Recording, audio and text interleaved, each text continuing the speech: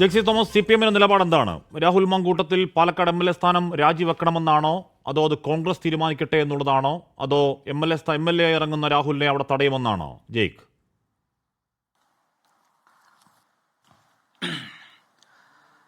ഞാൻ ആ ചോദ്യത്തിലേക്ക് വരാം. പക്ഷെ ഞാൻ ആമുഖമായി തന്നെ എൻ്റെ ഭാഗം പറഞ്ഞുകൊള്ളട്ടെ.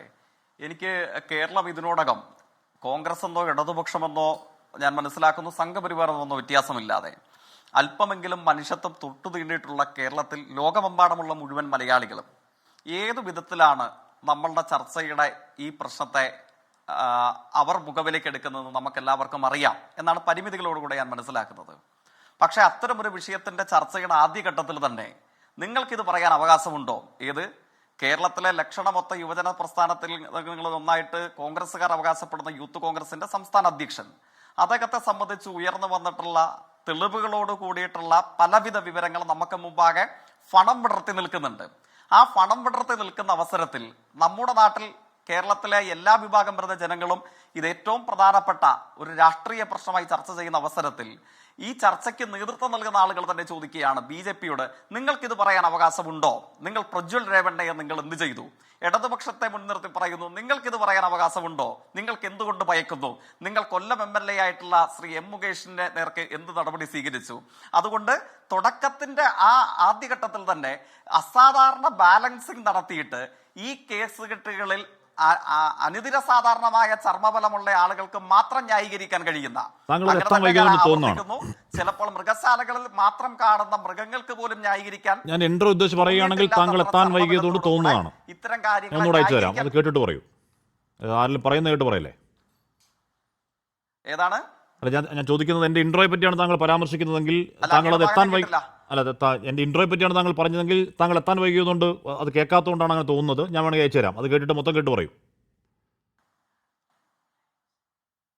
എനിക്ക് എന്തായാലും ഇപ്പൊ അങ്ങയുടെ ഇൻട്രോ നോക്കി വായിച്ച് അങ്ങയെ വിലയിരുത്തേണ്ട അത്ര ഗതികേട് ഇപ്പൊ എനിക്കില്ല.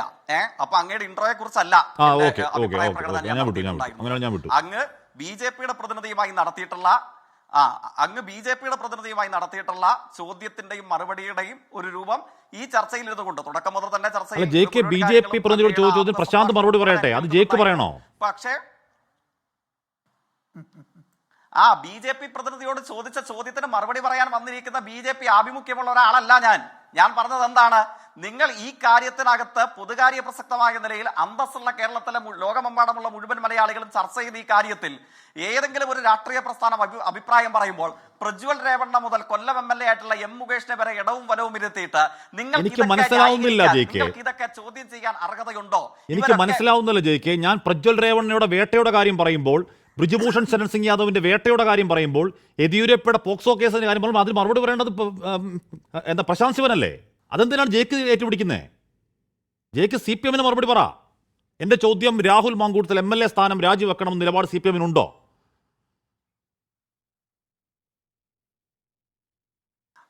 അപ്പോ അങ്ങ് CPM മറുപടി പറയാൻ എന്നോട് ആക്രോശിക്കുമ്പോൾ എനിക്ക് സൗകര്യപ്പെടുന്ന മറുപടിയെ ഞാൻ അങ്ങോട്ട് പറയൂ. 24 ന്യൂസിൽ അങ്ങയുടെ ശമ്പളം പറ്റുന്ന ഏതെങ്കിലും ഉപചാരക വൃന്ദത്തിൽപ്പെട്ട ആളുകൾ ഉണ്ടെങ്കിൽ അവരോട് അങ്ങ് ഡിക്റ്റേറ്റ് ചെയ്താൽ മതി. എന്നോട് എന്ത് മറുപടി പറയണം എന്നുള്ള ഡിക്റ്റേഷൻ അങ്ങ് ദയവ് ചെയ്ത് എന്നോട് നടത്തിയാൽ അത് കയ്യിൽ വെക്കാൻ മറുപടി പറയാൻ പ്രശാന്തിന് അറിയാം. പ്രശാന്ത് പറയും, അല്ല, ഞാൻ എന്ത് ഏറ്റുപിടിക്കണ്ടെന്ന് തീരുമാനിക്കുന്നത് 24 ന്യൂസിലെ ആങ്കർ. ശരി, എന്നാ പ്രശാന്തിന് മറുപടി താങ്കൾ പറയൂ. അങ്ങനെ ഏറ്റുപിടിക്കേണ്ടാത്ത കാര്യങ്ങളുടെ വരച്ചിട്ടാണോ അങ്ങനെ ചർച്ചയ്ക്ക് വിളിക്കുന്നത്? കയ്യിൽ വെച്ചാൽ മതി ഞാൻ അങ്ങോട്ട് പറയും. എന്നാ ഏറ്റുപിടിക്കൂ. എന്താണ് രേവണ്ണയ്ക്ക് വേണ്ടി അങ്ങ് ന്യായീകരിക്കും. ചർച്ച കാണുന്ന പല ആളുകൾക്കും അറിയാം. എന്താ ജയിക്കെ? ഞാൻ ഒരു രേവണ്ണയ്ക്ക് വേണ്ടി ന്യായീകരിച്ചില്ല. ഞാൻ അങ്ങയുടെ ചോദ്യത്തെ സംബന്ധിച്ചാണ്, അങ്ങയുടെ ചോദ്യത്തിൽ തെളിഞ്ഞു വരുന്ന ദുഷ്ടലാക്കിന്റെ ദംഷ്ട്രയെ സംബന്ധിച്ചാണ് ഞാൻ ചോദ്യം ഉന്നയിച്ചത്. കാരണം എന്താണ്, ലക്ഷണമൊത്ത രാഷ്ട്രീയത്തിൽ ഉണ്ടാകാൻ പാടില്ലാത്ത ഒരു സെക്ഷൽ പെർവേർട്ടിനെ ന്യായീകരിക്കാൻ അങ്ങ് പല ആളുകളെയും കൂട്ടുപിടിക്കുന്നു. അവിടെ അങ്ങനെ ഉണ്ടായിട്ടില്ലേ, ഇവിടെ ഇങ്ങനെ ഉണ്ടായിട്ടില്ലേ? അപ്പോൾ ഇതിൽ മാത്രം തെറ്റ് കാണുന്നതിൽ ഒരു സെലക്ടീവ്നെസ് ഇല്ലേ? അതിലാണ് ലക്ഷണമൊത്ത ദുഷ്ടരാഷ്ട്രീയത്തിന്റെ ദംഷ്ട്രയോട് അത് ചൂണ്ടിക്കാണിക്കാൻ ശ്രമിക്കുമ്പോൾ അങ്ങേക്ക് പൊള്ളലുണ്ടായിട്ട് എന്തൊക്കെയാ പറയുന്നത്? നിലവിട്ട് എന്തൊക്കെയാ പറയുന്നേ? പ്രജ്വൽ രേവണ്ണ ഒന്നാം തരം വേട്ടക്കാരനാണ്. സുപ്രീം കോടതി കുറ്റക്കാരൻ നടത്തി ജയിലിലേക്ക് അടച്ച വ്യക്തിയാണ്. ഞാൻ BJPയോട് ചോദിക്കുമ്പോൾ എന്തിനാ ജയിക്കിന് പൊള്ളേണ്ട കാര്യം എന്താ? ജയിക്ക് പൊള്ളല്ലേ? എന്തിനാ അങ്ങനെ ചെയ്യുന്നേ? അങ്ങയുടെ ഈ ചോദ്യം മൂന്നാമത്തെയോ നാലാമത്തെയോ തവണയാണ് അങ്ങ് ആവർത്തിക്കുന്നത്. ഇരിക്കട്ടെ, മനസ്സിലാവുന്നില്ല. അങ്ങയുടെ ഈ ചോദ്യം അങ്ങ് മൂന്നാമത്തെയോ നാലാമത്തെയോ തവണയാണ് ആവർത്തിക്കുന്നത്. അങ്ങയുടെ ഈ ചോദ്യം അങ്ങ് മൂന്നാമത്തെയോ നാലാമത്തെയോ തവണയാണ് ആവർത്തിക്കുന്നത്. ആങ്കർ എന്ന സൗകര്യം ഉപയോഗിച്ച് അങ്ങ് 1000 തവണ ആവർത്തിക്കാനും സാധ്യതയുണ്ട്. കാരണം എന്താണ്? കേരള രാഷ്ട്രീയത്തിൽ ഉണ്ടാകാൻ പാടില്ല എന്ന് അന്തസ്സും വിവേകവുമുള്ള മലയാളികൾ ചർച്ച ചെയ്യുന്ന യൂത്ത് കോൺഗ്രസിന്റെ രാജിവെച്ചൊഴിയേണ്ട വന്ന മുൻ സംസ്ഥാന പ്രസിഡന്റിനെ സംബന്ധിച്ചുള്ള ആരോപണത്തിൽ ലോകമെമ്പാടുമുള്ള സകല അധമന്മാരെയും കൂട്ടുപിടിച്ച് നിങ്ങൾ അതിനെ സമീകരിക്കാൻ ശ്രമിക്കരുത്. രാഹുൽ മാങ്കൂട്ടത്തിൽ MLA സ്ഥാനം രാജിവെക്കണം എന്ന് ഞാൻ വ്യക്തിപരമായി പറയുകയാണ്. അത് പറയാനുള്ള എന്താണ് ആർജവത്വം CPM-നുണ്ടോ? എന്റെ ചോദ്യം അതാ. അതിന് മറുപടി പറയൂ പ്ലീസ്. അപ്പൊ ഞാൻ അങ്ങ് മറ്റു കാര്യങ്ങൾ പറയുമ്പോൾ അങ്ങേക്ക് ബുദ്ധിമുട്ടാണ് അല്ലെ? അത് തുറന്നു കാട്ടപ്പെടുമ്പോൾ അങ്ങേക്ക് പ്രയാസമാണ് അല്ലെ? അങ്ങേക്ക് അസാധാരണമായ ഒരു ബുദ്ധിമുട്ട് നേരിടുന്നുണ്ട് അല്ലെ? ഇനി രാജിയിലേക്ക് തന്നെ വരാം. എന്താ രാജിയെ സംബന്ധിച്ച് ഞാൻ പറയട്ടെ, അന്തസ്സും സമൂഹത്തിൽ വിലയുമുള്ള എത്ര മനുഷ്യന്മാർ ഇദ്ദേഹത്തെ സംബന്ധിച്ച് തെളിവോടുകൂടിയുള്ള പരാതികൾ പുറത്തുവിട്ടു. അപ്പൊ പുറത്തുവിടുമ്പോൾ ചില മാന്യന്മാർ ന്യായീകരിക്കാൻ ശ്രമിക്കുന്നത് ആരെയൊക്കെ ചൂണ്ടിക്കാണിച്ചിട്ടാണ്, ഏതൊക്കെ തരത്തിലുള്ള വർത്തമാനങ്ങൾ വെച്ചിട്ടാണ്? ഞാൻ കോൺഗ്രസ് പ്രതിയെ പേരെടുത്തൊന്നും വിമർശിക്കാൻ നിൽക്കുന്നില്ല. അദ്ദേഹത്തിന്റെ സഹപ്രവർത്തകരുടെ കുടുംബാംഗങ്ങളുടെ അനുഭവങ്ങളെങ്കിലും മറ്റു മാധ്യമ പ്രവർത്തകർ പറയുന്നത് വസ്തുതയെങ്കിൽ മുഖവിലക്കെടുത്ത് സംസാരിക്കാൻ തയ്യാറാകേണ്ടതില്ലേ? എത്രയെത്ര അനുഭവങ്ങൾ ചാറ്റുകളായി, സ്ക്രീൻഷോട്ടുകളായി, ഫോൺ സംഭാഷണങ്ങളായി, പരാതികളായി, വെല്ലുവിളിയോടുകൂടെ നമ്മുടെ മുമ്പിൽ പ്രസിദ്ധീകരിക്കപ്പെട്ടിട്ടില്ലേ? എന്താ പ്രസിദ്ധമായിട്ടൊരു ബൈബിൾ വാചകമുണ്ട്, അവനവൻ അളന്നു കൊടുക്കുന്ന പാത്രത്തിൽ തന്നെ അവനും അളന്ന് കിട്ടപ്പെടുമെന്ന അർത്ഥത്തിൽ വരുന്നത്. എന്താണ് പ്രത്യേകത? ഈ മാന്യൻ, അങ്ങ് മറക്കാൻ സാധ്യതയില്ലല്ലോ, ഈ മാന്യൻ രാജ്യവിരുദ്ധ കേസിൽ തടവിലാക്കപ്പെട്ട, ജയിൽ ശിക്ഷ അനുഭവിക്കേണ്ട വന്ന തട്ടിപ്പുകാരിയായ ഒരു സ്ത്രീയെ കേരള മുഖ്യമന്ത്രിക്കെതിരെ പരാതി കൊടുത്തപ്പോൾ എന്തായിരുന്നു ഈ മാന്യന്റെ പ്രതികരണം? പിണറായി വിജയന് മാനമുണ്ടെങ്കിൽ മാനഹാനി കേസ് കൊടുക്കട്ടെ എന്ന് അല്ലെ? സമൂഹത്തിൽ വിലയും അന്തസ്സും സമൂഹത്തിൽ അംഗീകാരവുമുള്ള 1, 2, 3 4, 5, 6 പേർ ഇതിനോടകം പരാതിയായി വന്നു. മാനം കപ്പന് കയറി പോയോ? ഈ നാട്ടിൽ ഇയാളെ അനുകൂലിച്ച് ചർച്ച ചെയ്യാൻ വന്നിരിക്കുന്ന മാന്യന്മാർ, അത് കോട്ടിട്ടവരാണെങ്കിലും മുണ്ടെടുത്തവരാണെങ്കിലും പറയണ്ടേ? ഇദ്ദേഹത്തിന്റെ പഴയ പ്രതികരണ പ്രകാരം ഇദ്ദേഹം കേരളത്തിലെ മുഖ്യമന്ത്രി മുതൽ CPM-ന്റെ സ്റ്റേറ്റ് സെക്രട്ടറി വരെയുള്ളവരോട് മാനമുണ്ടെങ്കിൽ മാനഹാനിക്ക് കേസ് കൊടേ എന്ന തട്ടിപ്പ് കേസിൽ, ഇന്ത്യ വിരുദ്ധ കേസിൽ ജയിലിൽ അടയ്ക്കപ്പെട്ട ഒരു പ്രതിയുടെ മൊഴി എടുത്ത് തലയിൽ ചൂടി നടന്നിരുന്നില്ലേ? എന്തായിരുന്നു? ആ അളവുകോൽ വെച്ചിട്ടൊന്ന് അളന്നാലോ എങ്ങനെ ഇരിക്കും? കോട്ടിട്ട ആളുകളും മുണ്ടുടുത്ത ആളുകളും ന്യായീകരിക്കാൻ വന്നിരിക്കുന്നവരും ആ അളവുകോൽ വെച്ച് ഇദ്ദേഹത്തെ ഒന്ന് അളന്നാൽ എവിടെ പോയിരിക്കും? അതുകൊണ്ട് നമ്മൾ മനസ്സിലാക്കേണ്ടതായിട്ടുണ്ട്. രാജിയെ സംബന്ധിച്ച് അങ്ങ് ആവർത്തിച്ച് ചോദിച്ചല്ലോ. ഞങ്ങളുടെ ആവശ്യം രാജി മാത്രമല്ല, ഇയാളെ പോലൊരാൾ കേരളത്തിലെ ഒരു രാഷ്ട്രീയ പ്രസ്ഥാനത്തിലും ഉണ്ടാകാൻ പാടില്ല, കോൺഗ്രസിൽ ഉണ്ടാകാൻ പാടില്ല. അതാണ് ഞങ്ങൾ ആവശ്യപ്പെടുന്നത്. അന്തസ്സുണ്ടോ കോൺഗ്രസിന് ആ തീരുമാനമെടുക്കാൻ? എന്തുകൊണ്ടാണ് പാർട്ടി സംസ്ഥാന സെക്രട്ടറി MV ഗോവിന്ദൻ അത് കോൺഗ്രസ് തീരുമാനിക്കട്ടെ എന്ന് പറയുന്നത്? എന്തുകൊണ്ടാണ്? പ്രസ്ഥാനത്തിലും രാഷ്ട്രീയ പ്രസ്ഥാനത്തിലും ഈ മനോവൈകൃതമുള്ള സെക്ഷൽ പെർവെർട്ടുകൾ ഉണ്ടാകാൻ പാടില്ല. അതാണ് ഞങ്ങളുടെ അഭിപ്രായം. ജെ തോമസ്, എന്തുകൊണ്ടാണ് പാർട്ടി സംസ്ഥാന സെക്രട്ടറി MV ഗോവിന്ദൻ അത് കോൺഗ്രസ് തീരുമാനിക്കട്ടെ എന്ന് പറയേണ്ട കാര്യം എന്താണ്? അത് കോൺഗ്രസ് തീരുമാനിക്കേണ്ടതാണോ? താങ്കൾ ഈ പറഞ്ഞ സ്വഭാവ വൈകൃതങ്ങളുള്ള ഒരാൾ രാജിവെക്കണം എന്ന് പറയാൻ അത് കോൺഗ്രസ് തീരുമാനിക്കേണ്ടതാണോ? അതോ CPM സംസ്ഥാന സെക്രട്ടറി ആർജവത്തോടെ പറയണോ രാജിവെച്ചിറങ്ങിപ്പോ എന്ന് പറയണോ? ജെക്സി തോമസ്, ഞങ്ങൾ ആർജവത്തോടു കൂടെ തന്നെ പറയുന്നു. ഇയാൾ കേരളത്തിൽ മനുഷ്യന്മാർ പ്രവർത്തിക്കുന്ന, അന്തസ്സുള്ള മനുഷ്യന്മാർ പ്രവർത്തിക്കുന്ന ഒരു രാഷ്ട്രീയ പ്രസ്ഥാനത്തിന്റെയും പ്രാഥമിക അംഗത്വത്തിൽ പോലും ഉണ്ടാകാൻ പാടില്ല. MLA എന്നല്ല, യൂത്ത് കോൺഗ്രസ് നേതാവെന്നല്ല, ഒരു രാഷ്ട്രീയ പ്രസ്ഥാനത്തിന്റെയും പ്രാഥമിക അംഗത്വത്തിൽ പോലും ഇത്തരം മനോവൈകൃതമുള്ള സെക്ഷൽ പെർവർട്ടുകൾ ഉണ്ടാകാൻ പാടില്ല. പാർട്ടി സംസ്ഥാന സെക്രട്ടറി പറയാത്ത എന്താ? അപ്രസക്തമാണ്. ആ ചോദ്യം പോലും അപ്രസക്തമാണ്. പാർട്ടി സംസ്ഥാന സെക്രട്ടറി പറയാത്ത എന്താ ജയിക്കത്? പാർട്ടി സംസ്ഥാന സെക്രട്ടറി അതിനും അപ്പുറം കടന്നല്ല പറഞ്ഞത്.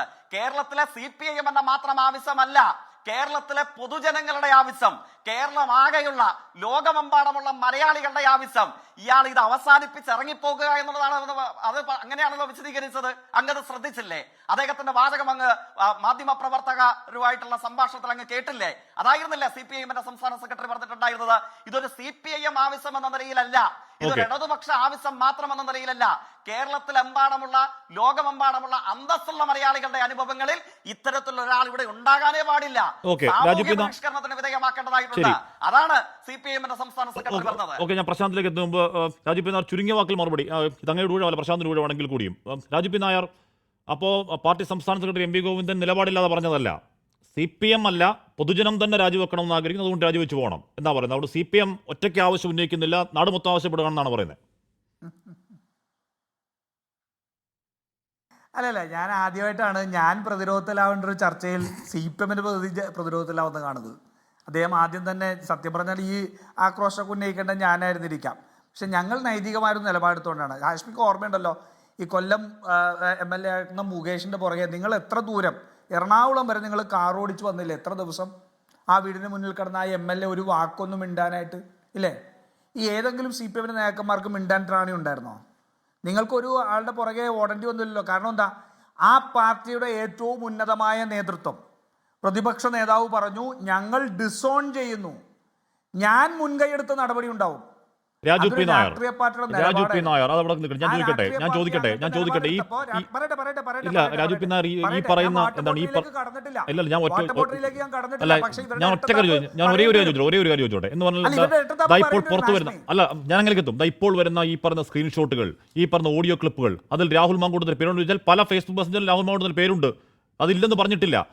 ശ്രീ രാജു പി നായർ, താങ്കൾക്ക് ഉറപ്പുണ്ടോ പാലക്കാട് MPയെ സമീപിക്കാൻ വരുന്ന ഒരു പെൺകുട്ടിയോട് ഇയാൾ മോശമായി പെരുമാറില്ല എന്ന് താങ്കൾക്ക് ഉറപ്പുണ്ടോ രാജു പി നായർ? അങ്ങനെ ഉറപ്പ് കോൺഗ്രസ് കൊടുക്കാൻ പറ്റുമോ? ഹാഷ്മി, എന്റെ ഉറപ്പില്ല കോൺഗ്രസിന് കൊടുക്കാൻ പറ്റുമോ എന്ന് ചോദിക്കുന്നേ.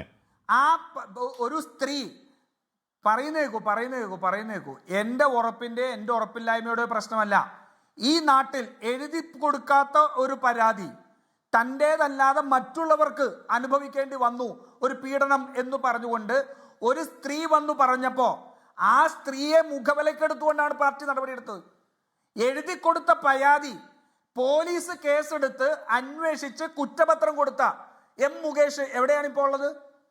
ഈ പ്രശ്നം ഉണ്ടായപ്പോൾ നിങ്ങൾ എത്ര പ്രാവശ്യം പുറകെ നടക്കേണ്ടി വന്നു? BJP-കാരൻ്റെ ഇവിടെ നിന്ന് വലിയ കാര്യം പറഞ്ഞല്ലോ. നിങ്ങളുടെ ഉന്നതാധികാരി, ഇപ്പൊ ഞങ്ങളുടെ BJP-യുടെ പാർട്ടിയല്ല രേവണ്ണ എന്നാ പറഞ്ഞത്, നിങ്ങളുടെ ഏറ്റവും ഉന്നതാധികാര സമിതിയായ പാർലമെന്ററി ബോർഡിനകത്ത് പോക്സോ കേസ് പ്രതിയായിരിക്കുന്ന പോക്സോ കേസ്. എന്താ നിങ്ങളുടെ നടപടി? നിങ്ങൾ എപ്പോഴാണ് ഉന്നാവു MLA കുൽദീപ് സിംഗിനെതിരെ നിങ്ങൾ നടപടിയെടുത്തത്? അദ്ദേഹം ജയിലിൽ കിടന്നിട്ട് പുറത്താക്കിയില്ല. രാജു പി നായർ, ഇതാണ് പ്രശ്നം എന്ന് പറഞ്ഞാൽ മുകേഷിന്റെ കാര്യത്തിൽ ജയിക്കിന് ഉത്തരവില്ല, MV ഗോവിന്ദൻ മാഷ്ക്ക് ഉത്തരവില്ല. പ്രജ്വൽ രേവണ്ണയുടെയും ഈ പറയുന്ന എന്താണ് യെഡിയൂരപ്പയുടെയും ഈ പറയുന്ന ബ്രിജ്ഭൂഷൺ ശരൺസിംഗ് യാദവിന്റെ കാര്യത്തിൽ പ്രശാന്തിന് ഉത്തരവില്ല, അവരുടെ പാർട്ടി അധ്യക്ഷ ഉത്തരവില്ല. ഇത് നിങ്ങൾ ഇവിടെ ഒന്നും രാജി അതിശക്തമായി ആ കാലത്ത് ആവശ്യപ്പെട്ടിട്ടുമില്ല. ഇത് നിങ്ങൾ തമ്മിലൊക്കെ ഉള്ള ഒരു മച്ചാമച്ച കോമ്പിനേഷൻ അല്ലേ രാജു പി നായർ? അതുകൊണ്ടല്ലേ MV ഗോവിന്ദൻ കടുപ്പിച്ച് രാഹുൽ രാജി ആവശ്യപ്പെടാത്തത്? ഇതിനകത്ത് ഒരു കാര്യം അല്ല ഹാഷ്മി ഇതിനകത്ത് കാര്യത്തിലേക്ക് വരാം. ഒന്ന് നോക്കൂ, ഒരു മന്ത്രിസ്ഥാനം ഒരാൾക്ക് രാജിവെച്ച, അപ്പൊ സജി ചെറിയാൻ രാജിവെച്ചു മന്ത്രിസ്ഥാനം. മന്ത്രിസ്ഥാനം രാജിവെച്ചപ്പോൾ കോടതി വിധി തെറ്റോ ശരിയോ എന്ന് അവിടെ നിൽക്കട്ടെ. പക്ഷെ ഒരു കോടതി വിധി അദ്ദേഹത്തിന് അനുകൂലമായിട്ടുണ്ടായപ്പോൾ അദ്ദേഹത്തിന് ആ മന്ത്രിസ്ഥാനത്തേക്ക് തിരിച്ചു വരാൻ സാധിച്ചു ഇല്ലേ? ഒരു MLA രാജിവെച്ച് കഴിഞ്ഞാൽ നാളെ ഒരു നിയമ നടപടി ഇപ്പോഴും ഉണ്ടായിട്ടില്ല, ഒരു പരാതി ഇപ്പോഴും ഉണ്ടായിട്ടില്ല, ഒരു മൊഴിയില്ല, എല്ലാം നിൽക്കട്ടെ. ഒരു MLAക്ക് രാജിവെച്ച് കഴിഞ്ഞാൽ തിരിച്ചങ്ങോട്ടേക്ക് എത്താൻ കഴിയില്ല. മാത്രമല്ല ഒരു MLA രാജിവെച്ചാൽ അവിടെ നിഷേധിക്കപ്പെടുന്നത് ആ ഒരു അസംബ്ലി കോൺസ്റ്റിറ്റ്യുവൻസിയിലെ ജനങ്ങളുടെ അവകാശം കൂടിയാണ്. അതുകൊണ്ട് ഒരു ഔദ്യോഗിക സ്ഥാനത്ത് നിന്ന് മാറ്റുന്ന അത്ര ലാഘവത്തോടു കൂടിയല്ല ഒരു MLA സീറ്റിന്റെ കാര്യത്തിൽ തീരുമാനം എടുക്കേണ്ടത്. വളരെ കൃത്യമാണ് ഇതിനകത്ത്. അതുകൊണ്ടാണ് മുകേഷിനെപ്പോഴും ഞങ്ങൾ എടുത്ത നിലപാട് എന്താ? അത് ആ പാർട്ടി തീരുമാനിക്കും. പാലക്കാട് നിയോജക മണ്ഡലത്തിന് ഒരു മിനിറ്റ് ഹാഷ്മി, പാലക്കാട് നിയോജക മണ്ഡലത്തിന് രാഹുൽ മാങ്കൂട്ടത്തിൽ ഇപ്പോൾ രാജിവെച്ചാൽ അടുത്ത 7 മാസക്കാലം പ്രാതിനിധ്യമില്ല. ആ നാടിന്റെ വികസന പദ്ധതികൾ നടത്തി മുന്നോട്ട് കൊണ്ടുപോകാൻ കഴിയില്ല. എന്നിട്ട് ഞാൻ ചോദിക്കുന്നത് ഇനിയും അപ്പോഴും നിങ്ങൾ ആലോചിക്കൂ, ഒരു പരാതി പോലും ഇപ്പോഴും ഇല്ല ഇല്ലേ? എന്നിട്ട് ജെയ്സി തോമസിനൊക്കെ ഇവിടെ വന്ന് ഇത്തരത്തിൽ എന്ത് കാണ്ടാമൃഗത്തെ തോൽപ്പിക്കുന്ന തൊലിക്കട്ടി ഉണ്ടാവും. ശരി രാജു പി നായർ ഇപ്പോൾ പറഞ്ഞ വാദം മറ്റൊരാൾ പറഞ്ഞിട്ടുണ്ട്. ഹാഷ്മി ഇതൊന്നും പറഞ്ഞു, ഹാഷ്മി ഈ പറഞ്ഞതിന്റെ ഹാഷ്മി ക്ലാരിഫൈ ചെയ്യണം, പ്രേക്ഷകർക്ക് വേണ്ടി ക്ലാരിഫൈ ചെയ്യണം.